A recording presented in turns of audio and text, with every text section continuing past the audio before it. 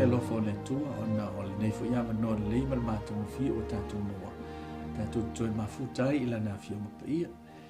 tatu fo le amo se fa malo si au mo tatu le nei fo ia yaso asia tu langa o lunga il tu spa ia i tu si umalava awal te tulunga fa kirusiana o tu spa ia o le upu fa ilo le tu i tangata umalava o ia moli mau ia ele ai le se moli mau le kalisi a le moli mau le tu spa ia le mai o mo pe te un ta mo fa ko le sulima o le fionga le li e tu mau le fa ma le lo pe te mo mua lo sutasi a waile o loto tangata na tu mai ai balo anga bua au tangata pa ia o le tua na tala ina mai ina ua o sofia mai le nga pa ia le lua ti mo te tonu fa e pasuana o tu spa ia o malava e mai le nga o le tui ile whenginga tuai e sili antu le lua fe sau noanga fa pene o fetalai mai oma o fetalai mai fo i ova ia mose o mai le fionga i ova ia iona o le tuspa ia o whamawinai upu mga luenga mamana a le tua suifu e telefoni si o tusi o loo o tau mwhaitanga te tau whaasase e whaatusa ma le tuspa ia petai o le tuspa ia o loo iai mo li mau maluosi e whamawni ai o le fionga moni lea le tua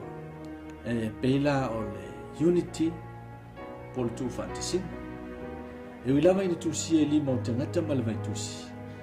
a o le mana lava ma le ao malosi o le tua malona ngā pa ia ni whatinu e tu sa e fe lima se lau te usanga le teimi na tusi ai e fast food tangata tusi tala e se fo ia lātou ngā luanga ma o lātou whaiba e peo i o sua o le teitai au o tāni elu o le pānami e pe teru o le whaifaiwa ia mane mia o le tautuai e se no fuanga na tusi ai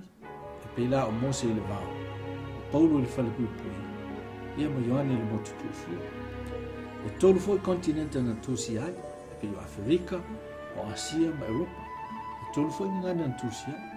ngana e Peru, le ala maika, ma le ngana e ling. E tumu tusi pa ia mata upu ese, ma fe au inga le loto ane tu. Ai tasi lava lona au tu manosi, mai le amatanga si o lona whai unga. Ole atua malani whaoltanga ia maltanga tanga sa o le whaoltanga la e awala mai il tangata o Yesu Kiriso ia ni sufafu pio funa Yesu o au nei o le ala ma le upumoni ma le ona ia ni lima funa Yesu su e o tu tusi awa o tu manatu tu te mawile o le whaolwa e le ngate lea funa Yesu a tu te le tonu i amos o tu te le tonu i ata a fai tu te le tonu i amosi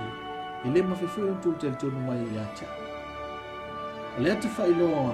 al tuspa ia i le wharenga tuai o le preparation o le sauni uni ma le teu ma le wha lau lei o leana i le fio mai o Kiriso i le isai lai fast food fu mai o unei o le leo o le alanga i le vau le matei o tonu fu i tonu fu mai o ane o le leo o le alanga i le vau e wha lau lei le ana o Kiriso tu se fa le vangalia o le manifestation Ioane momolu suiva o le faali tino mai lea o Yesu Kiriso o mai Ioane le baptiso fauta i le tamai mamoe le tua na te aveseina anga sanana i tu se ngā luenga o le faalau te leina le o le tala le fa mai Yesu a fi foi le ngā pa ia e vea o tō mo le mau Yerusalema ma Iutaia ma Samaria e o lava i tulu inga o le lamlanga tu se lau apostolo o tusi o le explanation o le whamatala ina loloto ia ma le whailoa o le winga o le upu salilo ane tua na mu i le kolose mo mofe i bolosu fitu o Kiriso o le whaamoi i le manu o le autule i le tusi e whaalinga o le taunu unga atu toa lea o le whaalinga e mo mofe i fitu o le fio mai o Kiriso i au o le whailo inga fo i lea ma le kanisi o Yesu Kiriso o le feau ma le sini au tu leo le tuspa ia. O le tuspa ia